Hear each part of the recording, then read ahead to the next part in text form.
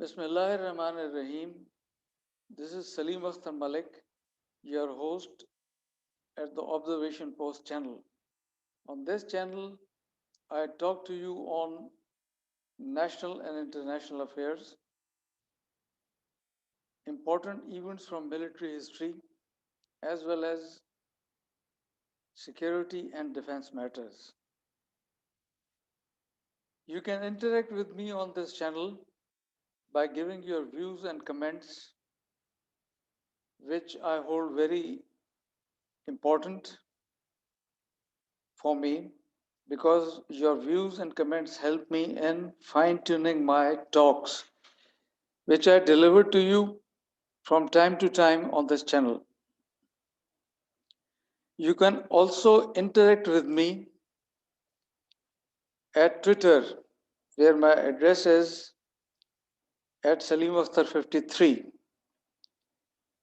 The videos on this channel are simultaneously released on Twitter, Facebook, and YouTube. In this session, I'll be talking to you about the palace intrigues in Pakistan's corridors of power. When I say palace intrigues, I have in mind the pattern which has prevailed in Pakistan since 1947, in which the ruling segments of the civil society have the propensity to associate themselves with the army top brass. So they have this tendency to remain in the good books of the army top brass with a view to associate themselves with the center of gravity that exists in Pakistan in the form of Pakistan Army. Now, why do they do it? If you look at it, Pakistan is a feudal society. Pakistani society is a feudal society, particularly in Punjab, Sindh, and NWFP, which is now known as the KPK. The feudal lords control the society. They are the elites of the society. In some portions of KPK, in the tribal belt, the society is of tribal nature. Then we have the Balochistan province, where the entire society is based on tribalism. So the tribal societies are ruled by the tribal sardars or chieftains. All these people, along with the civil bureaucracy, as well as the business class, including the industrialists, which are a recent phenomena, that is, they emerged out of the feudal and the tribal classes after 1947, because only the feudals and the tribal chiefs have the monies to establish businesses and factories. So all these elites of the civil society, they have the tendency to gravitate towards the centers of power. They crave for affinity with the centers of power, of which the most powerful center of gravity is the Pakistan Army. Now, this is not something new. This tendency we have inherited from the pre-partition days also, when the tribal chiefs as well as the big feudal lords would send their sons to join the armed forces, particularly the army, and some of them would go to Sandhurst to get commission. And after serving in the army for 2 to 3 years, they would then leave the army and got retirement. Or they would get themselves deputed to the civil departments. And when they got retired from the army after, as I said, 2 to 3 years of service, it was to use the prefix of a captain or a major with their names. So this tendency was there even in the pre-partition days also. These people gravitate towards power. Interestingly, in 1947, Pakistan army was not very big. It was not very powerful. There were only 2 infantry divisions, that is the 7 Infantry Division and the 9 Infantry Division. But then, even then, the ruling classes of the civil society, that is the ruling segment of the civil society, as I said, characterized by the feudals, the tribal sardars, the businessmen, and the industries also, even then they would tend to associate themselves with the army. They would try to emulate the way of life of the army officers and to remain in the good books of the army top brass. That would give them a sense of importance where they would brag before their peers that they had such and such general or such and such brigadier, etc., as their friend. Now, these people, many of them, entered the corridors of power by riding on the shoulders of the army. I'll explain to you how this happened subsequently in detail. But once they entered the corridors of power, they would then tend to remove the army from the power calculus, and there the conflict started. And this is the essence of the civil military divide in Pakistan. To give you an example, Iskandar Ali Mirza was the first civilian president of Pakistan. Now he belonged to a landed aristocracy of West Bengal. He got commissioned in the British Indian Army and he was commissioned at Sandhurst Military Academy. After getting his commission, he joined the Armored Corps and served there till 1923, after which he got himself transferred to the Indian Political Service or IPS, where he served as a political agent in Odisha, in the Indian state of Odisha, as well as in NWFP.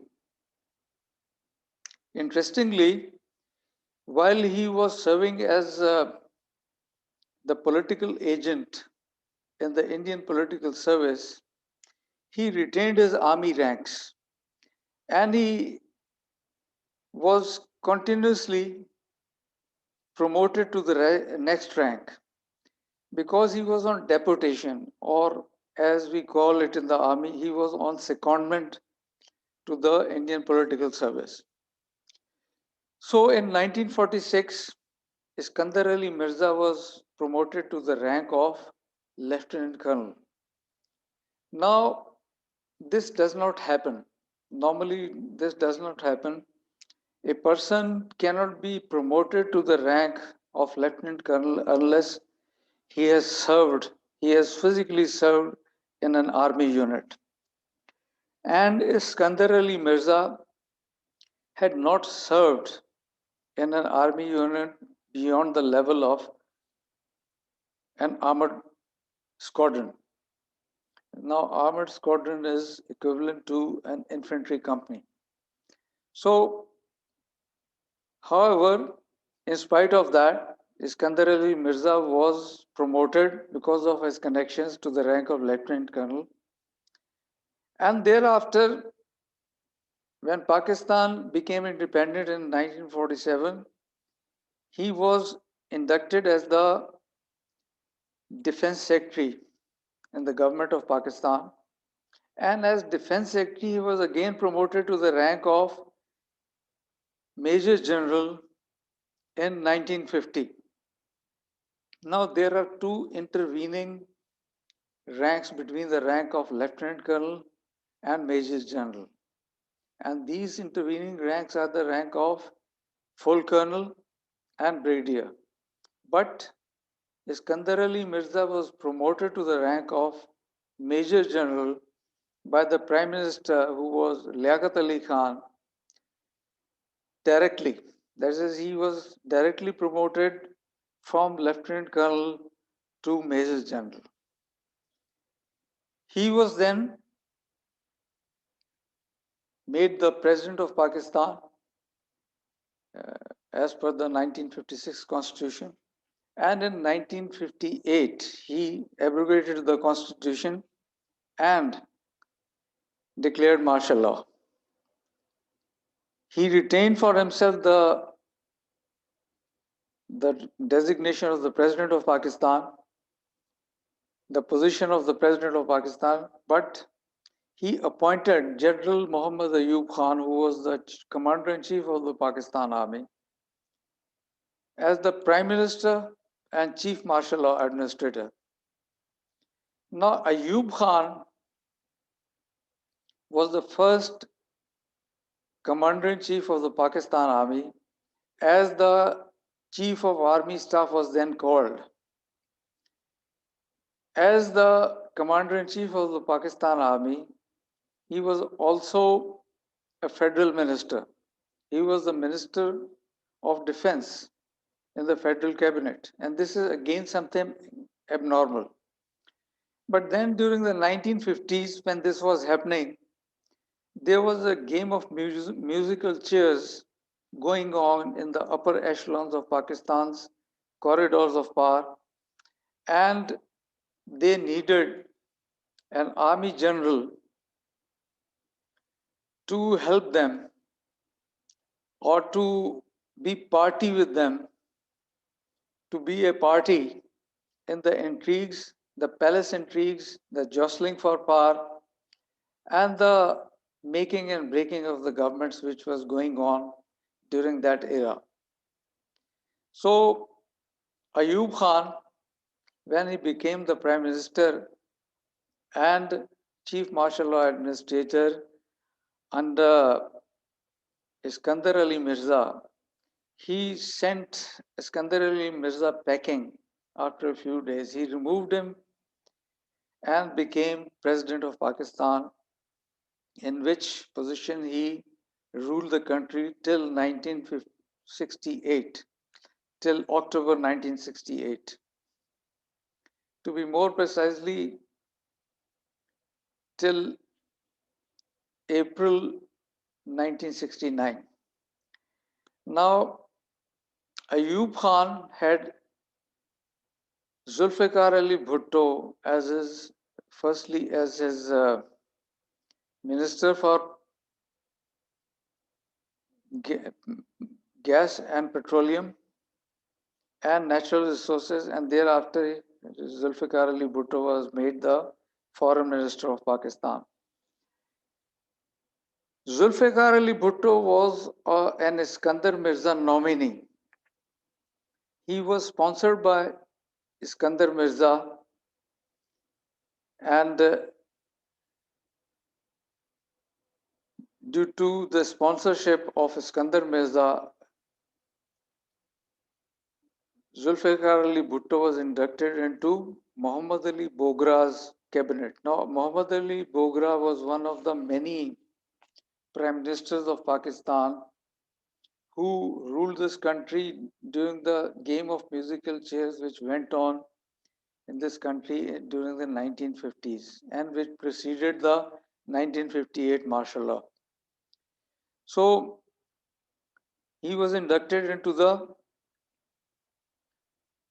federal cabinet, and thereafter he was retained by Ayub Khan in his cabinet, first as the Minister for Natural Resources, Gas and Petroleum, and thereafter he was made the Foreign Minister.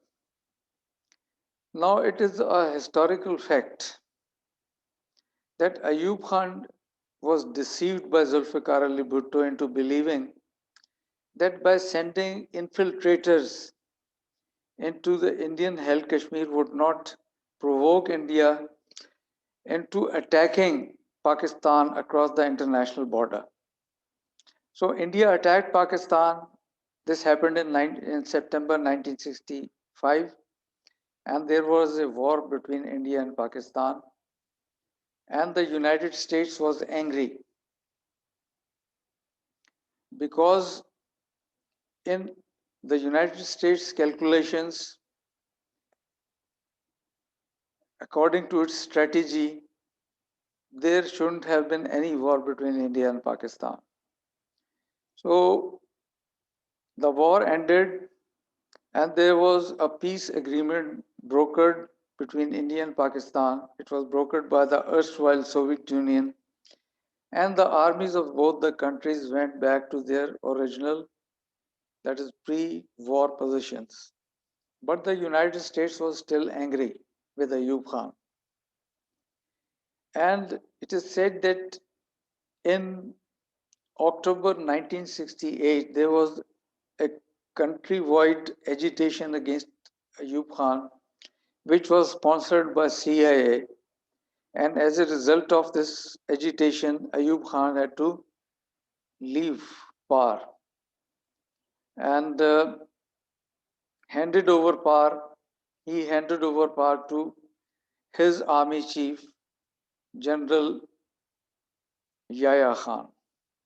Yahya Khan conducted the 1970 elections, and as a result of those elections, Mujibur Rahman's National Awami League emerged as the majority party in the National Assembly, which was yet to be convened. However, thanks to Bhutto, who persuaded Yahya Khan to postpone the National Assembly session, which was scheduled to be held at Dhaka, there was a civil war in Pakistan. And mind you, the announcement for the postponement of the National Assembly session at Dhaka was made by Yahya Khan at Larkana, at the ancestral home of Zulfikar Ali Bhutto. Zulfikar Ali Bhutto also connived with Lieutenant General Gul Hassan, who was then the Chief of Army Staff of the Pakistan Army, as well as Air Marshal Rahim Khan, who was the Air Chief. Now, these three, that is Zulfikar Ali Bhutto, General Gul Hassan, and Air Marshal Rahim Khan, was sent to China in November 1970. They were sent there by Yahya Khan to ascertain from the Chinese to the extent to which they would be able to help Pakistan in case of a war between India and Pakistan, which was looming large on the horizon. So at that time, these three, that is Zulfikar Ali Bhutto, General Gul Hassan, and Air Marshal Rahim, decided that in case there is a war between India and Pakistan, it would be a choreographed war in which Pakistan Army would not play any significant role. It would remain indifferent and would not launch any meaningful operation against the Indian Army, which would result in capturing of Indian territory that would be subsequently bargained during the peace negotiations after the war. So Pakistan Army remained indifferent even in the western sector, and as a result of the defeat in which Pakistan army surrendered at Dhaka, Bhutto was catapulted to power. He became firstly the president and the first civilian chief martial law administrator of Pakistan, and thereafter there was a constitution made by him in which he became the prime minister. He was sent to the gallows by his appointed